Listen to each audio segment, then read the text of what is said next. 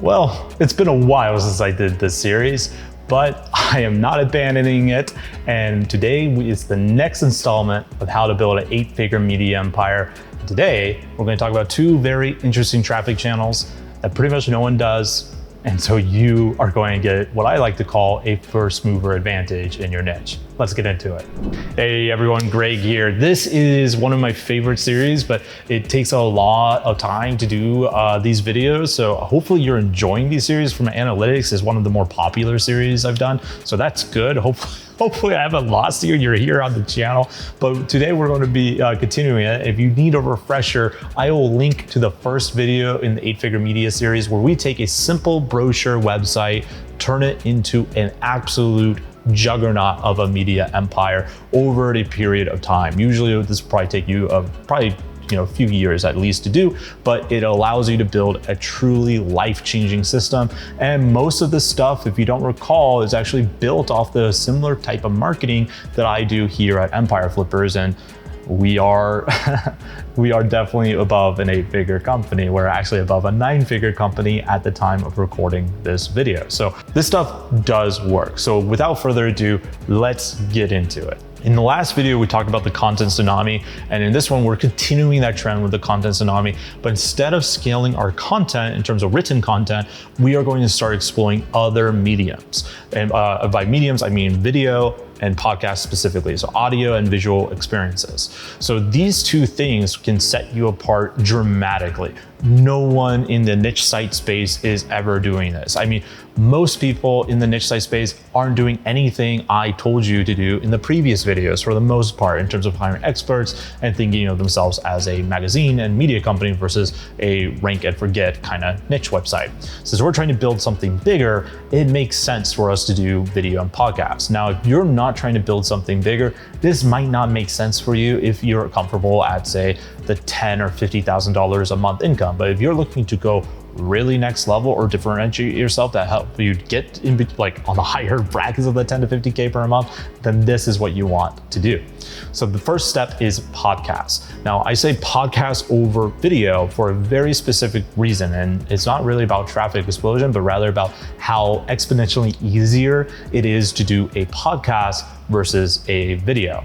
So podcasts are fantastic mediums when it comes to nurturing an audience to really get them to know you. They're not usually the best when it comes to exploding your traffic. Now, don't get me wrong, you will get traffic from, say, iTunes, Spotify, and Stitcher, but in general, podcasts are really a brand nurturing tool, more so than like a traffic explosion tool. And they're very easy to make because really the cost of making a podcast is incredibly cheap. All you need is a podcast mic, a computer to record with, you can use something like Audacity for free to record your audio in, clean up that audio, and then use a platform like Libsyn, which is nominally very cheap, to go and syndicate it across all platforms for you. You maybe go on Fiverr, get a $5 logo, something like that, and you're good to go. This is like some of the cheapest content you can make, arguably even cheaper than written content, but there is a snag here that written content doesn't have that a podcast certainly does have. Podcasts are not editable in the same way as written content. If you make a mistake in the podcast, it's much harder to fix that than, say, changing a typo out in a blog post or changing a fact that wasn't right? So you got to be a little bit more careful here, but they're still reasonably easy to work with here. And the other thing that you don't really, you kind of have it in written content, but you have it much more in podcasts is the host, whoever it is, they have to have some entertaining value. They have to have some kind of value that not just educates me, but also makes me like them. I don't want to listen to someone with a very annoying nasally voice that's screeching into the microphone. Sorry if that's your natural voice, but maybe podcast isn't meant for you, right? But also you don't want someone who's very low energy and timid on the mic. We had a guy that used to work for me in the content world, and fantastic worker, incredibly diligent, his acumen, his intelligence, fantastic. but he couldn't do the podcast. It wasn't the right fit for him. He had a very quiet voice. He was a very quiet person. He had very low energy when it came to creating audio. You need someone with a bit of oomph, a bit of stage performance, if you will. And you don't just need that, but you also need someone who is good at asking questions. So you don't need a topic expert.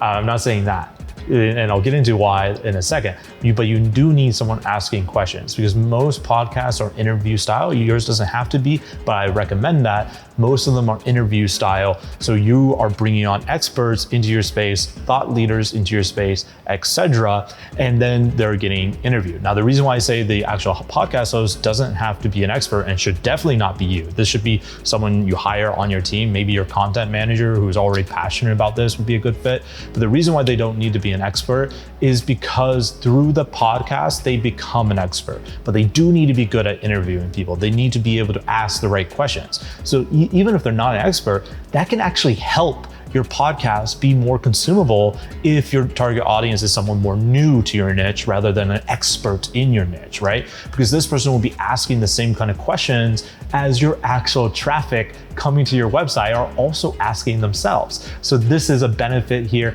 And over time, these experts through these 40-minute interview chunks, or however long you want them to be, is training up one of your employees to become an expert, right? So they're going to learn just through the osmosis of the interview. So this is a fantastic thing. Like, if your content manager doesn't have enough time, your content manager can help you find the audio person for this, as long as they have energy, some entertainment value, and they're really good at asking good questions. They're very inquisitive. That is all a natural fit for a very good podcast host. As far as your system for doing this, it's very similar to the content system I outlined before, so I'm not going to go like super deep in repeating it, but it's very basic. You have a podcast assistant, or the host is doing it themselves, to go and reach out to the guests, schedule a time, give them a list of some general questions you're going to be asking them. You don't have to do that. Even most of these people you're going to reach out to are going to be very comfortable answering any kind of questions you want, because they're experts, right? And then you do the actual interview, you edit it, you get an editor, or the host does it if they have that skill, they edit up the podcast, and then you promote it. You send it out to Lisbon. We use Libsyn, you don't have to use Libsyn, but they do all the syndication for us across all the channels for us automatically. And then we put the podcast on our blog on a whole podcast section. Now, you can also add a second layer here of transcribing the podcast, doing transcriptions. We have done this off and on for years and have never seen any benefit from it at all. But we're also in a much more competitive niche where transcriptions probably aren't enough to rank for a lot of the stuff we're talking about, to be honest. So take that with a grain of salt. I would test out transcription services like Rev. Rev is like one of the best, rev.com.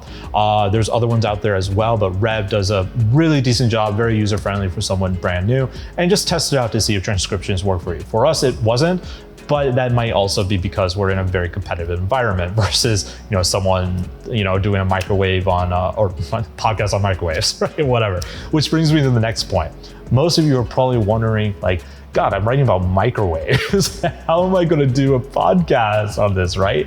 Well, very similar to my video on marketing predictions, which I'll link it down below, when I talk about building communities, all you have to do is think a little bit bigger. And then it's very obvious what you can do a podcast about, right? So in the example of microwaves, what are you like really talking about? There's a few different things you're really talking about. It could be stuff about the home, be stuff about like maybe cooking recipes, maybe productivity using a microwave versus cooking on an oven or something like that, right? So there's already some ideas here that we can stretch into a podcast. And just an example of how this could work, there is someone, I believe that it's Backyard Chickens that does it.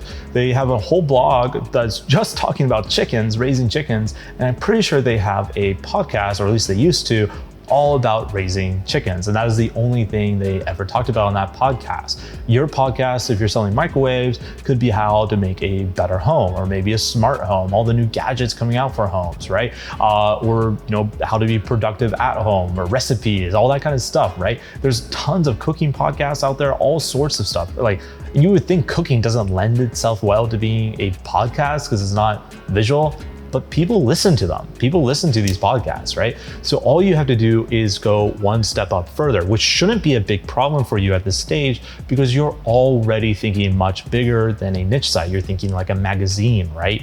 Look at, I think it's Home Cooking and Country. See what they're doing. They probably have some audio formats of stuff, right? So you can copy and paste, not copy and paste, but get inspiration from these bigger people. If you look at Entrepreneur, same thing. Forbes, which is my niche, this is all business stuff. But if you look at any of your niches, you go a little bit broader to the parent category, you are bound to find podcasts about that topic, and that should serve as inspiration for what you can do in your own niche. All right, so podcasts are fantastic and they can build an amazing audience, an amazing community for your business or your brand. And that's something I'm a big fan of. But like I said, they're not going to give you a traffic explosion. So what will? Video. YouTube, specifically when I talk about video. Hello, YouTube. So YouTube is the second biggest search engine in the world. There is so much content being uploaded here every day, and the world is becoming a lot more visual in nature. So getting onto YouTube makes a lot of sense. So what are some of the things to look out for though when you're starting a YouTube channel? Well, there's quite a bit.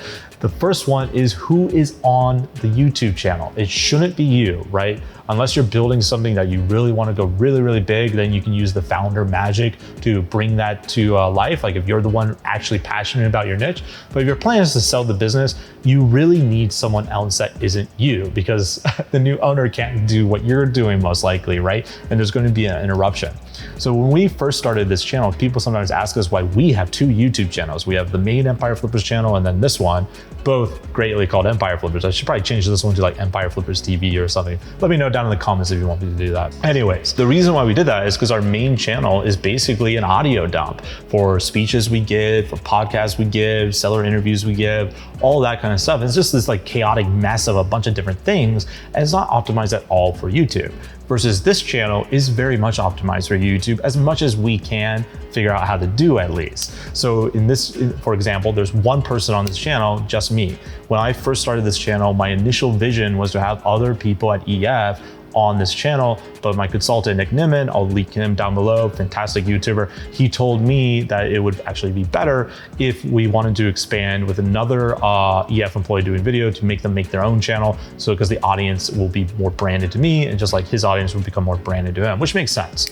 But the other thing you need to look at on YouTube, and I think this is something people get wrong, is that they don't do a diversity of content in terms of their portfolio.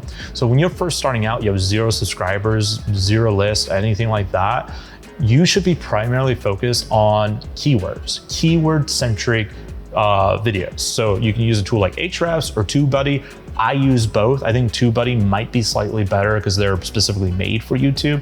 But with that said, Ahrefs has come a long way with their keyword research tool when it comes to YouTube as well. So both of them are absolutely fine. Get a huge list of those, and like 80% of your first few months of doing videos should be all around those keywords.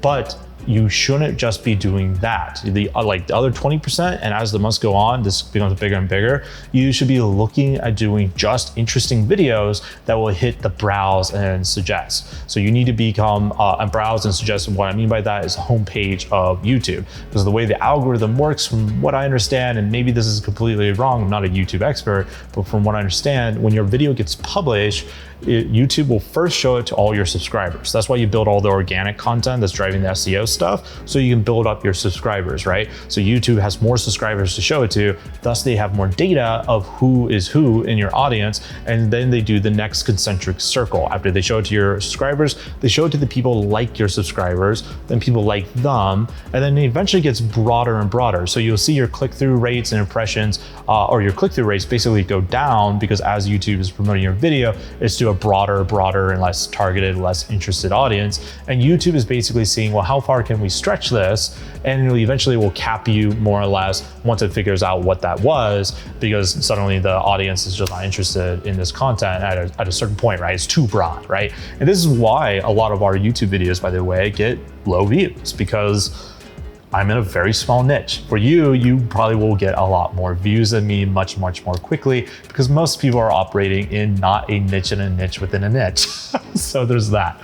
Anyhow, over time, your content portfolio should really be reduced down to 50-50, so 50% based on keywords and 50% based on trying to game that browse suggestive algorithm. Now over here, you gotta become a master of thumbnails, a master of titles. So clickbaity titles, unfortunately, is a thing. Try to make them valuable, of course, but thumbnails and titles are going to be your main weapon to get there. And then after you do get there, the next thing you need is engagement, which I'm terrible at. You need to have a retention rate that keeps going because YouTube wants people to publish videos that they're actively watching to the end. So the more you can do that, the better you can do that, the more YouTube is actually going to promote you. Because like, oh great, this person is keeping the platform on long. Let's share this video, right? So that's the holy trifecta. Thumbnail, headlines, and engagement with the retention that you want that report looking shiny to YouTube,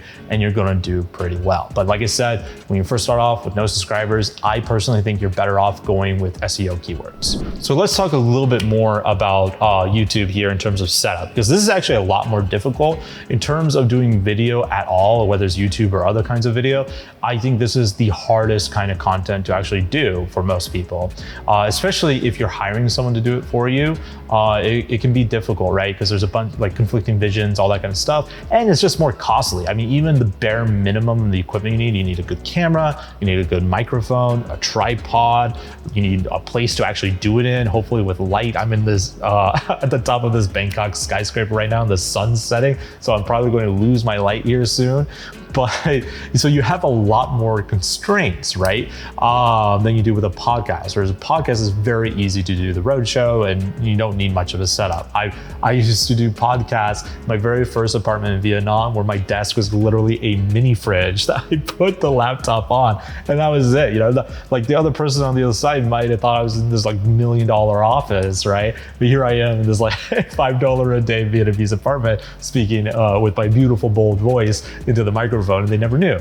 Versus in YouTube, they do know your visual surroundings, and you need to be more cognizant, which I'm awful at. So this is something you need to get better at, and it's just a harder setup in general. Then the other thing you need is the actual person.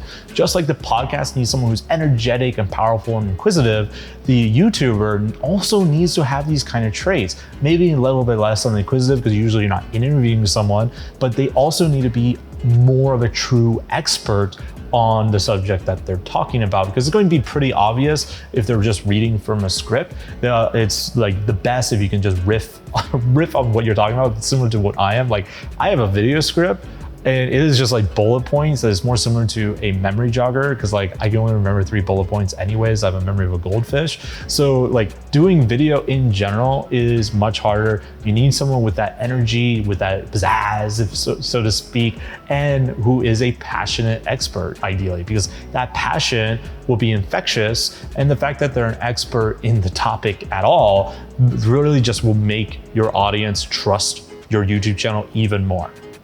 Now, once you have these podcasts and these YouTube videos, one of the things you can do with this content is place it on relevant blog posts that are already ranking through Google SEO. So you get a passive feed of podcast downloaders and YouTube watchers. But that's not all you can do. You actually do a lot of other stuff. So in the last video, I talked pretty deeply about content repurposing. Like podcasts are second best, but video itself, like once you master video, this is the most powerful form of content repurposing, because you can split up things so dramatically. Like this video, if we were good at content repurposing, probably could be split and spliced into multiple different pieces of snack content that we deliver across all of our social media, right? And social media isn't a huge effect in terms of most businesses these days, in terms of owned properties, unless you're doing like a newer social media like TikTok, but it's still very easy place to do some brand awareness, and you will get a trickle of traffic, and that traffic is often worth having. So the video is just amazing from that aspect. Also, when you start doing all all three of these things, which I don't recommend you doing right away. I recommend you starting with podcasts and then building yourself up to YouTube. So like the phase would be podcasts, start interviewing people. You can use those interviews to get backlinks to your website. And usually those are going to be great people to share your website because they're going to have a following. And then once you get the podcast systemized, where you are able to get the host, or not the host, the guest of the episode coming in and promoting what you guys have, then I would suggest going into video, because video is going to be a bit of a different beast. Before you even buy any video equipment, I would get TubeBuddy and Ahrefs and just do a ton of keyword research to see what is out there. Look at what is ranking already. Are you spotting any common trends? What they're saying, just like you do with Google SEO. Can you decipher the intent and match the intent with your video? And then finally, I would look at actually buying the equipment and hiring someone. Hopefully you already have someone on your team at this point that could be this person. And it is a period of trust, right? Like, just like with podcasts, you could technically edit the video of mistakes and stuff like that, though it is much more harder to stitch together something to sound good, in my view, with a video. So having a good video editor is going to be extremely important, especially if you're doing YouTube. You want someone that is optimized to be able to do this, like our YouTube editor is. And you also want someone who's optimized for YouTube thumbnails. That's also going to be extremely important for you. So these are all things to consider. You don't have to do everything at once, but if you want to stand out versus the other people building out your simple brochure sites, podcast and video easily get you there. And the other thing is, you don't need to be as good as you think you might have to be. I talk to people all the time. They want to, they think about starting a YouTube channel or a podcast channel, and they see the work that, let's say, I'm putting into this YouTube channel, and they see a video gets 80 views. To them, that's depressing. But hey, you know who else gets 80 views per video pretty often, and sometimes a lot less? HubSpot. So I'm not trying to compete against Mr. Beast. I'm competing against people like HubSpot, right? And I'm not even competing against HubSpot. I'm competing against other brokers and people who are trying to do private deals, right? And if I look at those people, I'm doing miles better than them. So the other thing I will leave you with on this is, don't compare yourself to the very best. When you start a podcast, like, oh my God, we're nowhere like NPR. Of course you're not. It's not the purpose, right? Of course you're not like Mr. Beast or any other big YouTuber, right? You don't have to be. You just have to be the best in your space. If you look at your actual competitors in the space, most likely they're not like crushing it in terms of a lot of different areas. You could probably do better than them. So keep that in mind. And once you have all of this stuff going for you, and you're starting to do this mixed media, you're going to have a much richer experience to share with your email list that you're building. You're going to build a much better brand, and that better brand is ultimately going to allow you to scale to 8 figures, which we'll be talking about in the next video when I tell you all the new revenue channels that just open up for you by doing this. Talk to you soon. Bye.